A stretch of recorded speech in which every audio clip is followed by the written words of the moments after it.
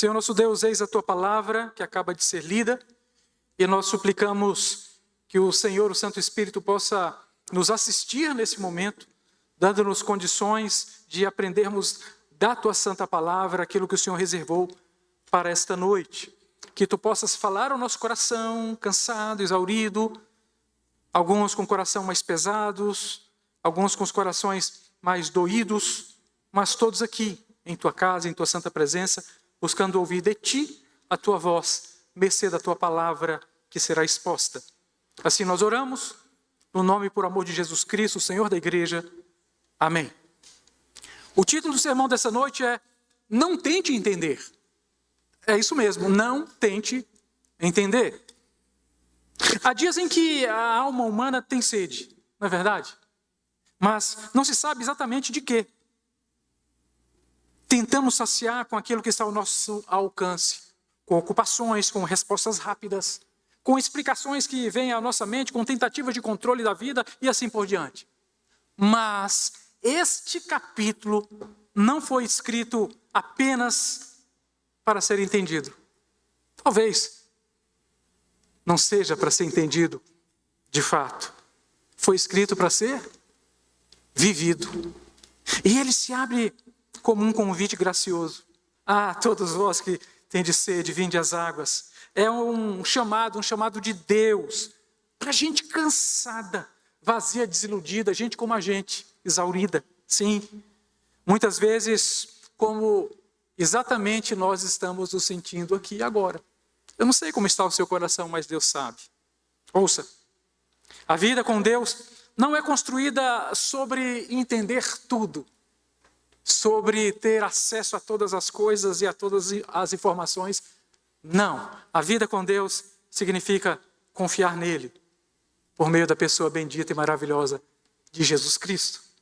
Mas é importante explicar, esclarecer. Quando nós falamos o título, não tente entender, o que de fato nós queremos dizer com esse título assim tão chamativo. O que nós queremos falar? Não estamos defendendo uma fé cega ou irracional. Não. Também não estamos defendendo um salto no escuro, como se a fé cristã fosse isto. Olhos vendados e um salto no escuro. A fé cristã não é isso. A fé cristã é a confiança na palavra de Deus por meio da pessoa maravilhosa de Jesus Cristo, que nos assiste, dando-nos a entender aquilo que Ele mesmo nos revela. Na palavra do Deus vivo, Ele se apresenta para nós nessa noite como Deus bom e gracioso. Então nós precisamos compreender que há limites para o entendimento humano, para a compreensão humana, que nós não conseguimos entender todas as coisas, não. Somos finitos diante de um Deus infinito. Somos mortais diante de um Deus que é eterno. Somos aqueles que estão buscando conhecer do Senhor e Ele se dá a conhecer, como vamos ver hoje na sua palavra. Mas precisamos entender uma verdade desde o início. Mistérios são mistérios. E mistérios não foram dados para que fossem explicados, mas para serem reverentemente acolhidos no nosso coração. Porque nos colocam diante de um Deus maravilhoso, o Deus que operava maravilhas no deserto onde nada havia. Esse é o nosso Deus, o Deus dos mistérios, sim. Nunca, todavia, será contraditório, mas misterioso. E o maior de todos os mistérios, Christopher, é o amor de Deus. Como pode haver um amor tão grande por pessoas como nós, como eu, e como você, talvez mais como eu do que como você, pessoas pecadoras como somos. O mistério do amor de Deus. Estávamos, diz o apóstolo Paulo, mortos em delitos e em pecados, e ainda assim Ele nos amou. E nos amou primeiro. Decidiu nos salvar. Por quê? Por puro amor. Portanto, não tente entender esse amor. Receba-o. Acolha-o em seu coração, que é o amor de Deus. Vejamos algumas verdades que o texto bíblico nos ensina nessa noite. Primeira verdade. Não tente entender a graça como troca. Vejamos os versículos de 1 a 3.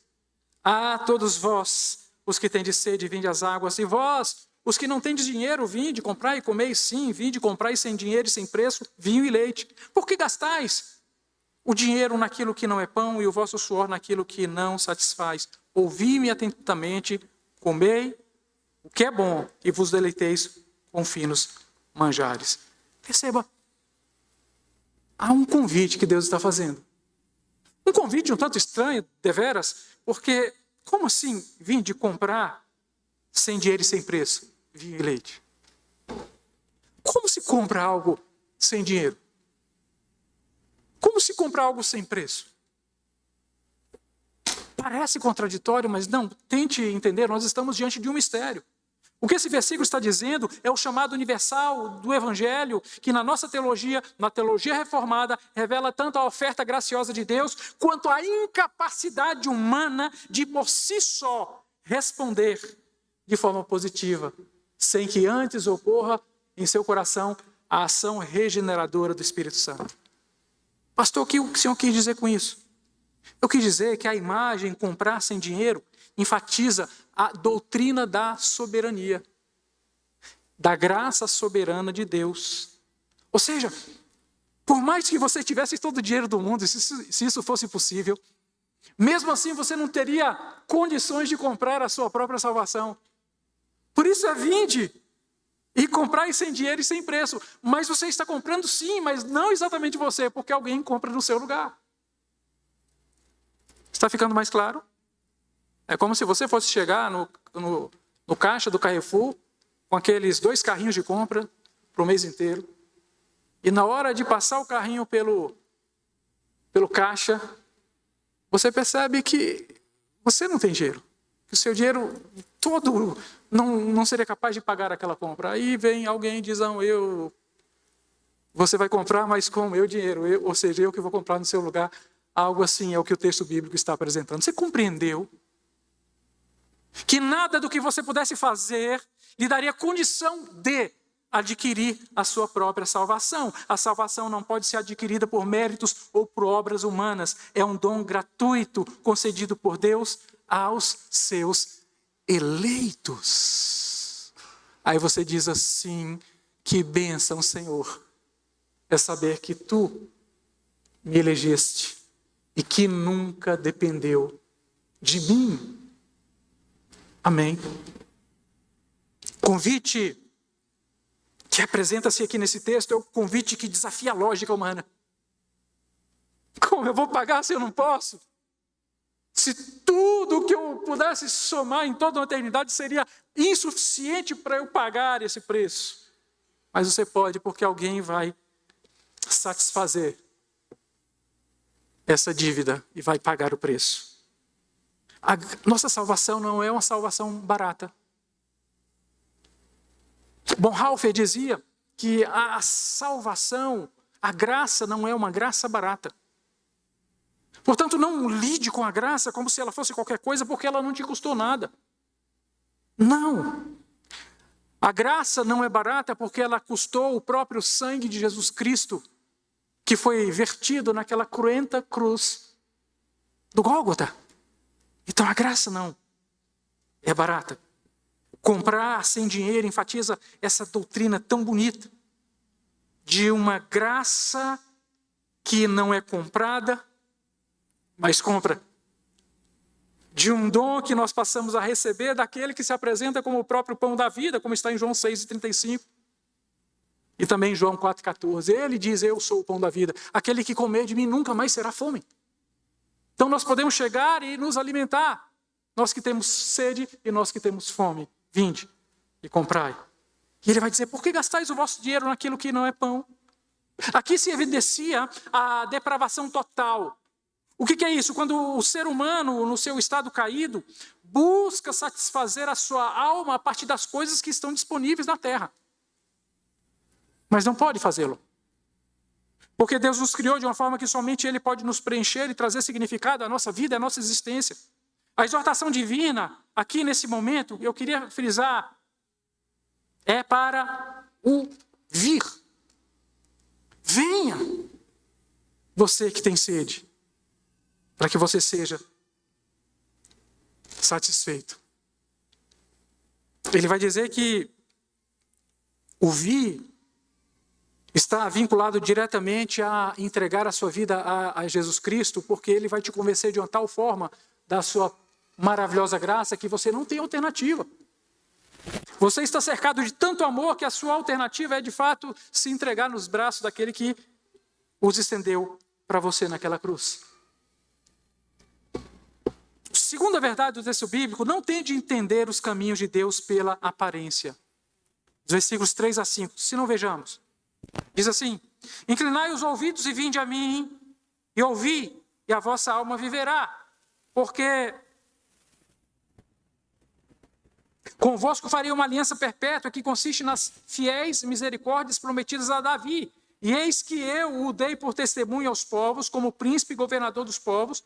Eis que chamarás a uma nação que não conheces, e a uma nação que nunca te conheceu, correrá para junto de ti, por amor do Senhor teu Deus e do Santo de Israel, porque este te glorificou. É interessante, porque agora no versículo 3 aparece uma nova expressão vinculada diretamente ao verbo ouvir. Inclinai os vossos ouvidos e ouvir. Vinde a mim, mas vinde a mim agora é para ouvir. Perceba, inclinar os ouvidos e vinde a mim, ouvir e a vossa alma viverá. O ouvir vinculado diretamente à vida de um Deus que faz aliança, de um Deus que apresenta as misericórdias que foram prometidas a Davi. E haverá de cumpri-las na pessoa de Davi, que não é Davi. Você vai entender o que eu vou dizer agora há pouco. É um versículo que destaca a aliança da graça. Na nossa teologia é central para a história da redenção. A promessa das fiéis misericórdias de Davi se cumprindo na vida daquele que não era Davi, a vida do filho de Davi. Quem é o filho de Davi? É Jesus. Então é esse que vem para dar cumprimento a todas as promessas que foram feitas a Davi. Jesus é o descendente davídico. Jesus é aquele que vem e envolve a sua alma. Então, a vida da alma está condicionada ao ouvir eficaz, ao chamado eficaz de Deus, que produz no coração do homem a fé salvífica, ou seja, a fé salvadora. Somente no coração daqueles a quem o Senhor desejou fazê-lo. Percebe o que está dizendo aqui? Ouvir. O nosso mundo é tão acelerado, é tão corrido, que as pessoas não têm tempo para parar e ouvir. Já percebeu que as pessoas estão cada vez com menos paciência para ouvir? As pessoas querem falar. E querem falar muito, não é verdade? Há cursos para a oratória. Mas já dizia o escritor que não há cursos para escutatória. E as pessoas precisam parar para ouvir. E é isso que a palavra hoje nos chama. No versículo 4 ele vai dizer: eis que eu dei por testemunho aos povos como príncipe e governador dos povos. Está se referindo à própria pessoa de Cristo. Testemunho aos povos, o príncipe, palavras que apontam para Cristo como sendo o mediador, aquele que exerce por meio de suas três funções, né? A função profética, sacerdotal e a sua realeza, o ofício de mediador. Então, Jesus é profeta, sacerdote e rei. E especialmente nesse contexto de ser testemunha aos povos, ele manifesta o seu governo soberano, estabelecendo o reino de Deus para todos os povos. Então, a verdade de Deus sempre foi alcançar todos os povos. Israel, quando ele transforma o Senhor, ou ele busca transformar o Senhor num Deus particular de Israel, ele erra. Deus sempre foi o Deus das nações. Sempre. Sempre a ideia do Senhor, a intenção do Senhor, o seu propósito de coração era alcançar as nações. Por isso que no versículo 5, ele vai dizer: eis que chamará uma nação que não conhece, e a uma nação que nunca te conheceu, correrá para junto de ti, por amor do Senhor teu Deus e do Santo de Israel, porque este te glorificou. É o ministério do Messias indo para as nações, alcançando outros povos, não somente Israel, mas partindo de Jerusalém, como nós aprendemos no livro de Atos, chegando aos confins da terra. É o texto que indica a inclusão dos gentios no plano redentor. É o texto que nos faz conhecer algo plenamente maravilhoso e desenvolvido no Novo Testamento inteiro. É a iniciativa de Deus que, desde o princípio, foi estabelecida, chegando às nações que não conhecem a Yahvé pelo próprio mérito, não, mas porque Deus as chamou. Assim, a igreja é formada de muitas pessoas, de todas as tribos, línguas, raças e nações. Isso reforça a doutrina da eleição e da graça irresistível. O Senhor está atraindo para si pessoas de todas as nações, pessoas que formarão, junto com aqueles do passado, com nós do presente e com os que virão, a igreja invisível. A verdadeira igreja que um dia será arrebatada pelo Senhor. Cristo, queridos, ouçam, Cristo reina pela cruz. É interessante falar isso. Cristo não reinou a partir do palácio de Antônia, em Jerusalém. Não. Cristo reinou a partir da cruz. Um rei crucificado. Rei dos judeus, em 3 línguas. Em hebraico, em grego e em latim. Para que todos os povos conhecessem o Deus das nações. Deus age além do que vemos. Então não se deixe levar, não tente entender Deus através das aparências, porque olhar para Jesus, sobretudo na descrição de Isaías 53, era terrível. Quem poderia entender aquele que estava sendo flagelado, açoitado, daquela forma como sendo o próprio Messias? Então, não tente entender pelo que você vê. Terceira verdade, não tente entender os limites da graça. Vejamos os versículos 6 e 7. Buscai o Senhor enquanto se pode achar, invocai-o enquanto está perto. Deixe o perverso o seu caminho, o iníquo os seus pensamentos, converta-se ao Senhor, que se compadecerá dele, e volte-se para o nosso Deus, porque é rico em perdoar. Não tente entender os limites da graça. Aqui, queridos, o verbo é buscar. Buscai ao Senhor enquanto se pode achar. Invocai enquanto está perto. O chamado para buscar o Senhor, enquanto se pode achar, revela a urgência do arrependimento. Precisamos nos arrepender com rapidez. Precisamos estar atentos a isso. Não deixar que o nosso coração se torne em pedra e nos esqueçamos do arrependimento. O exercício do arrependimento é um exercício para todo cristão. Muitos pensam que o arrependimento está vinculado apenas quando da conversão lá atrás, quando foi aceito por Cristo Jesus como seu servo. Não, o arrependimento deve acompanhar a vida do cristão em todo o tempo, porque em todo o tempo nós somos pecadores e precisamos nos arrepender.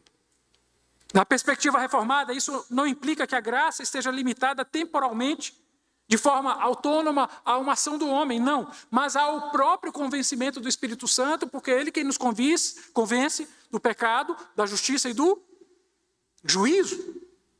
É o Espírito Santo atuando no nosso coração, é Ele fazendo a sua obra, é Ele tornando a graça presente no nosso coração o tempo todo, fazendo com que esse chamado de Deus continue sendo eficaz, não somente lá atrás, quando da sua conversão, mas agora, nesse exato momento, Ele continua falando com você e continua demovendo você do seu lugar de pecado, assim como também a mim.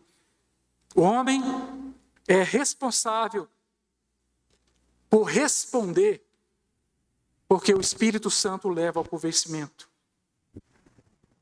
Mas ele é incapaz de fazer isso sem a graça. Precisamos da graça. Deixe o perverso o seu pecado, o iníquo os seus pensamentos, converta ao Senhor o que se compadecerá dele, e volte-se para o nosso Deus, porque é rico em perdão. O versículo 7 é um versículo que torna a repetir e enfatizar o arrependimento, a conversão, o que são, na realidade, para a nossa teologia, frutos da regeneração. Então, a regeneração, ela opera no coração do homem e, como fruto, ela vai produzir a conversão e o arrependimento. É porque Deus operou no coração do homem e mudou a inclinação do coração do homem, que era da desobediência agora para a obediência. Da inimizade em relação a Deus agora para a amizade em relação a Deus. Por isso esses frutos aparecem. Abundância do perdão divino destaca a graça de uma forma superabundante. A graça de Deus na vida do cristão. De forma a justificar aquele que era o pecador, por meio da obra de Cristo. Por isso que deixe o perverso o seu caminho. Deixe o iníquo os seus pensamentos. Então a única forma de o perverso deixar o seu caminho e de o iníquo deixar seus pensamentos é por meio da ação sobrenatural do Espírito Santo, regenerando aquela pessoa e produzindo os frutos da regeneração, que são a conversão e o arrependimento.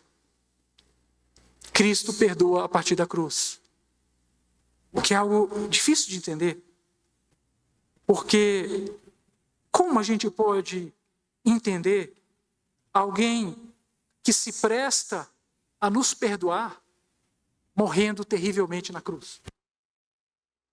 O mecanismo do perdão é o mecanismo que é colocado à nossa disposição através da morte na cruz. Por isso, não tem como a gente entender os limites da graça. Não tente entender. Há quem fala, e fala com razão, que no céu nós teremos algumas surpresas. Algumas pessoas que nós julgávamos que não estariam lá, estarão. E outras pessoas que nós julgávamos que estariam lá, não estarão. Então não tente colocar limites para a graça, não tente ser você o porteiro do céu, dizendo quem entra e quem não entra. Não. Entenda que a graça do Senhor é operada por Ele, pelo Pai, pelo Filho e pelo Espírito Santo. E que nenhum de nós, nem você, nem você, nem você, nenhum de nós, e nem eu, poderíamos alcançar a salvação em Cristo Jesus, não fosse pela graça. Eu não mereço. E você não merece. Por isso que a misericórdia do Senhor nos escandaliza. E o primeiro objeto do escândalo deveria ser nós mesmos. Senhor, como eu? O Senhor me escolheu a mim, pecador que sou. Senhor, tu me conheces, tu sabes do meu coração, tu sabes dos meus pensamentos, tu conheces as minhas iniquidades, tu sabes que não há bem nenhum em mim. Tu sabes que o bem que eu quero fazer eu não faço, e o mal que eu não quero fazer eu faço. Tu sabes que o pecado habita em mim, e mesmo assim o Senhor me amou. Então o primeiro escândalo tem que ser acerca de nós próprios, e não acerca do outro. Só que nós, às vezes com o coração farisaico, olhamos para nós e dizemos assim, nós somos tão bons. Não é verdade? Tão perfeitos. O sinete da perfeição. Andando sobre as pedras preciosas. Só falta falar isso. Mas o outro é um pecador miserável. Queridos, que a misericórdia do Senhor nos escandalize a partir de nós mesmos, daquilo que nós somos, porque você se conhece, porque você sabe quem você é. Às vezes nem a sua esposa te conhece, nem o seu marido te conhece, mas você sabe quem você é. Há duas pessoas que você não pode enganar. A primeira é a Deus. E a segunda é a si mesmo. Buscai ao Senhor enquanto se pode achar. Não tente entender como alguém que possa ter as condições para entender. Ele te amou porque Ele decidiu te amar e ponto final. Isso deve ser motivo de regozijo sempre na sua vida. A quarta verdade. Não tente entender Deus fora de Cristo. Não tente entender Deus fora de Cristo. E aqui a ênfase do verbo, queridos, é um verbo que é o verbo ser. Olha só, porque os meus pensamentos não são, melhor dizendo, os vossos pensamentos, nem os vossos caminhos são os meus caminhos, diz o Senhor. Percebe o verbo ser? Ele nos chama agora a atenção para quem de fato é e que tem a primazia do ser para fazer diferença na história da nossa vida. E esse é o Senhor. Ele diz, os vossos caminhos não são. Não. Os meus pensamentos são, mas os vossos caminhos não são. Os meus pensamentos não são os vossos pensamentos, e os vossos caminhos não são os meus caminhos. A diferença entre os pensamentos de Deus e os pensamentos do homem vai ressaltar essa transcendência. Eu gosto tanto dessa palavra, transcendência, porque a própria fonética da palavra transcendência já nos remete para alguém distante. Deus, ele é o transcendente. Ele é o Kadosh, Kadosh, Kadosh. Santo, santo, santo. O eternamente o outro. O totalmente distante, separado e diferente de nós. Transcendência. Na teologia reformada, isso reforça a soberania absoluta de um Deus que não se limita ao homem. E de um homem que não se equipara a Deus. Ainda que muitas vezes o deseje pecaminosamente. Isso fundamenta a confiança reformada na soberania divina, mesmo quando os meios ou os propósitos não são plenamente compreendidos. Porque ele está explicando para nós, no versículo 9, perceba, porque assim como os céus são mais altos do que a terra. Percebe? Onde é que está a terra, meu filho? Está lá embaixo, Senhor. E os céus? Senhor, lá em cima. Assim, didaticamente, pedagogicamente, assim diz o Senhor, são os meus caminhos mais altos que os vossos caminhos. Compreende? Os meus pensamentos são mais altos do que os vossos pensamentos. A grandeza dos caminhos do Senhor, de seus pensamentos, aponta para a sua providência, para o decreto eterno de Deus que é infalível. A providência e os decretos de Deus são infalíveis, são superiores, são insondáveis. Ninguém deu conselho a Deus. Ele não precisa. Não. Por isso nós temos confiança nessa soberania divina. Mesmo quando nós não entendemos. Por isso, não tente entender Deus fora de Cristo. Você quer conhecer a Deus, olhe para Cristo. Qual é a dificuldade de vocês? Perguntou o Senhor. Lá em João 14. Vocês me pedem para eu mostrar o Pai, mas vocês não estão vendo a mim?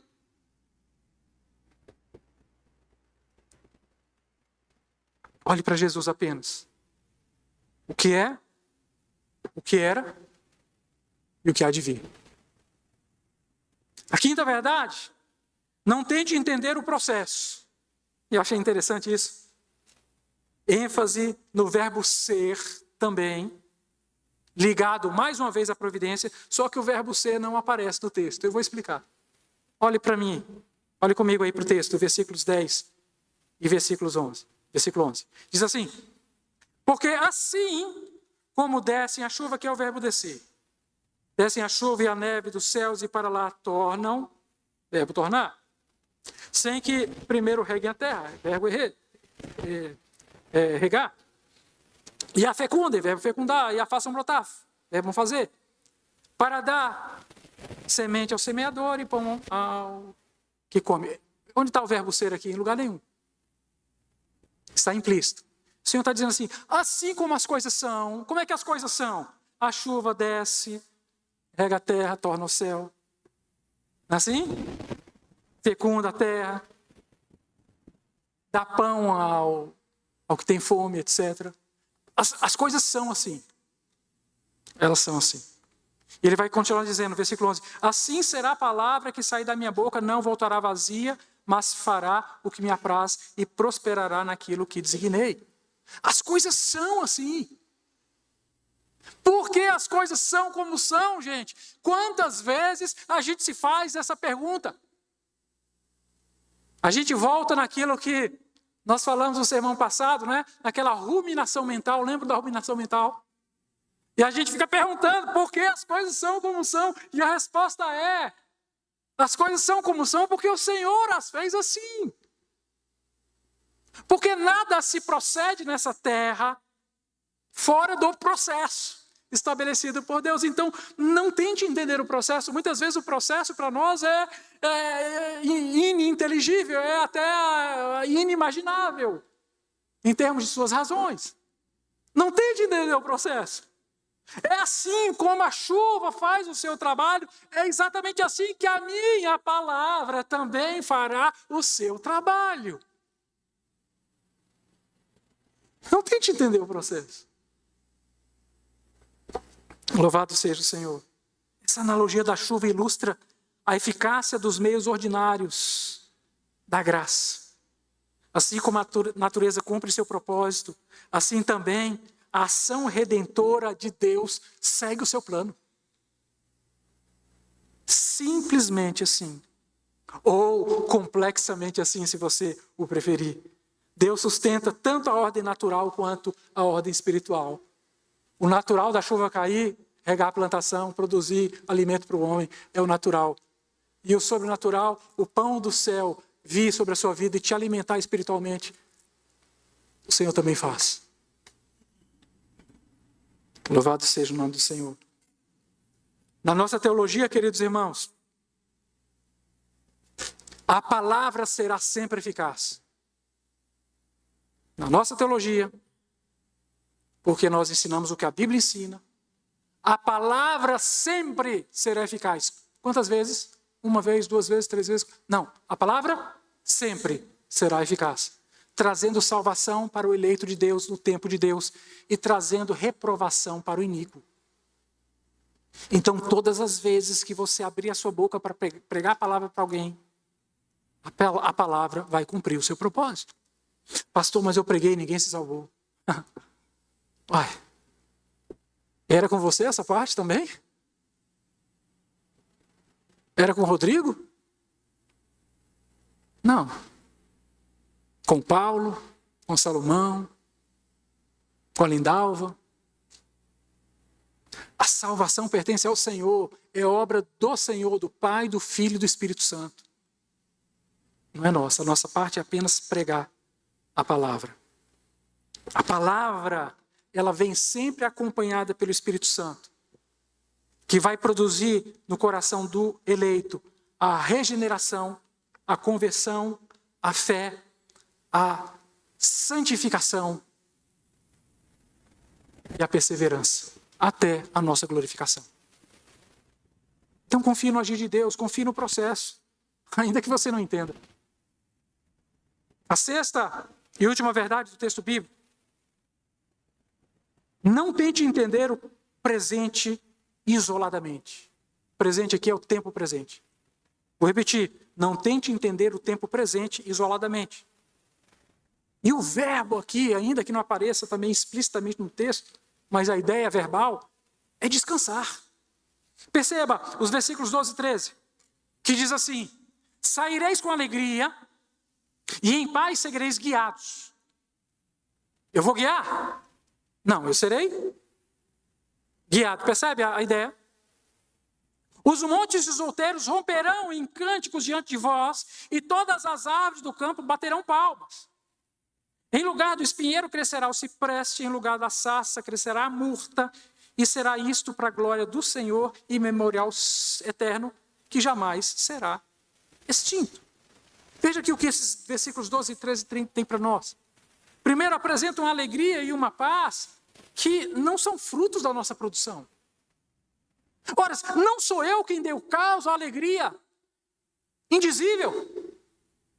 Nem fui eu mesmo que dei causa à paz perene no coração, a paz que excede todo entendimento. Não fui eu. Essa alegria não é minha, essa paz também não veio de mim, ela vem do Senhor. Então, essa alegria e essa paz, é por elas que nós seremos guiados. É a mão do Senhor que nos guia em paz e em alegria. E nós vamos participar de todo esse momento que aponta para a realidade escatológica. O que é o escatom? Essa palavra escatom é o fim. É o fim de todas as coisas, o escatom. Essa palavra nos aponta para a realidade escatológica. O Senhor virá. Só que para vocês que são eleitos, que são herança, vocês vão participar de uma alegria e de uma paz sendo guiados. Lá, sim, lá e então, mas o Senhor está se referindo aqui, o aqui e agora. Então nós não olhamos para o presente, deixando que o presente venha a nos prender à tristeza. Ainda que muitas vezes o nosso coração caído faça exatamente isso. Gente, vocês não sabem o grau de tristeza que eu senti essa semana. Vocês não sabem. Celiane, Luciano, companheira mais de perto, o Henrique. Porque você precisar produzir algo com trabalho, com dedicação, com afinco, que vai gerar o quê? Percebe? Ao tempo em que poderíamos nos deleitar na palavra do Senhor e... Estão entendendo o que eu estou falando? Mas o Senhor está nos dizendo, não tente entender o presente isoladamente. Não tente entender a circunstância que você está vivendo agora, com base nos pressupostos do agora, nas coisas que te cercam. Não. Olhamos para o fim escatológico. Olhamos para agora, sabendo que virá um fim escatológico. A palavra nos aponta para lá, ó. Lembra de lá. Semana passada, eu falei sobre Policarpo de Esmirna, que viveu no segundo século, ano de 155, ele foi assassinado. Como ele poderia ser queimado na fogueira? Tentaram queimar, não conseguiram, atravessaram ele a espada, diz a tradição cristã. Se ele estivesse tentando entender o presente isoladamente, ele iria olhar para o seu sofrimento e dizer, Senhor, eu não dou conta, Senhor, por que o Senhor deixou? Se o Senhor é Deus e o Senhor é tão bom, por que deixou que eu passasse por isso? Não. Ele não tentou entender o presente isoladamente. Ele olha para o escatom, para o fim, que anuncia uma antecipação, como uma medida de antecipação àquilo que nós teremos com o Senhor, quando toda a criação será liberta da corrupção. Aí vai dizer, em lugar do espinheiro crescerá o cipreste, em lugar da sarça crescerá a murta, e isso será para a glória, para o Senhor, memorial eterno, que jamais será extinto. A transformação da natureza simboliza a primeira redenção completa. Porque a natureza está sujeita a essa condição por causa daquele que a sujeitou. Quem foi que a sujeitou? A quem o Senhor entregou o controle? Não foi ao nosso primeiro pai Adão? Ele não caiu por causa da decisão do nosso pai, como nosso pai Adão, como o nosso representante federativo. Toda a criação passou a chorar e a gemer, a suportar dores. E espera a sua redenção. Então essa redenção virá em primeiro lugar de forma completa. Em segundo lugar, a reversão do pecado. O pecado nunca mais terá poder sobre nós. E isso será motivo, diz o texto bíblico, de um memorial eterno. Lembra dos memoriais? O nosso Deus gosta de memoriais, gente. E a gente tem que aprender a gostar. Eu tenho que aprender a gostar. Eu nunca gostei de festa de aniversário. Mas nessa idade, eu preciso passar a gostar. Porque o Senhor gosta de memoriais. Gosta. Acontecia um grande livramento, memorial. Era erigido um altar, colocado pedras sobre pedras, alguma coisa para lembrar aquilo que o Senhor fez. E aqui ele vai dizer, o memorial será eterno, indica que a glória de Deus, revelada na salvação, é uma glória infinita. Então, na nossa perspectiva, isso culmina numa nova criação, onde Deus é plenamente glorificado e o seu povo desfrutará eternamente de sua graça. Percebe que Cristo transforma tudo? Então não tente entender a realidade, o presente pela realidade. Não tente entender. Tente entender o presente pela perspectiva da eternidade. Porque assim todo sofrimento humano, toda dificuldade, toda dor, terá um para quê? Nós saímos da estação do porquê, para a estação do para quê. propósito de Deus. Queridos, o final está garantido. E o final é glorioso. Diz o Senhor, saireis com alegria. E aqui eu concluo o sermão, dizendo para os irmãos que nós somos chamados e lembrados de que a vida com Deus não se sustenta naquilo que conseguimos explicar. Já imaginou? Se nós só seguíssemos o Senhor, se conseguíssemos explicar? Quem pode sondar o coração de Deus? Não. Mas naquilo que pela graça somos chamados a receber. O convite continua aberto, vir, ouvir, confiar, ser ligado a Deus e descansar. A graça que não se compra, os caminhos de Deus que são maiores do que o nosso, são mais altos, seus pensamentos, coisas que não se medem com a lógica humana, com o paradigma humano, com o modelo humano. O agir dele não depende da nossa compreensão para ser perfeito. Não, definitivamente. Em Cristo temos tudo o que precisamos, mesmo quando não entendemos nada. Por isso, diante do mistério, da dor, das perguntas sem resposta, dos processos incompreendidos, que são muitas vezes incontroláveis, a nossa postura não é de insistir em decifrar Deus, como se Deus fosse um objeto sujeito a um experimento de laboratório, mas de nos render a Ele, de não entendê-lo completamente, mas acreditarmos naquilo que temos vivido, crido, experimentado, na sua bondade, no seu amor, na sua presença. Apenas confie, porque aquele que promete é fiel, e a sua palavra nunca volta vazia. Não tente entender, apenas confie. Vamos orar? Senhor nosso Deus, eis a tua palavra proclamada nesse momento. Eu te peço que tu possas continuar falando ao nosso coração, ministrando em nossa vida e dando-nos o conhecimento mais apurado ainda das Sagradas Escrituras. Que o Senhor possa se fazer presente na nossa vida e na nossa história.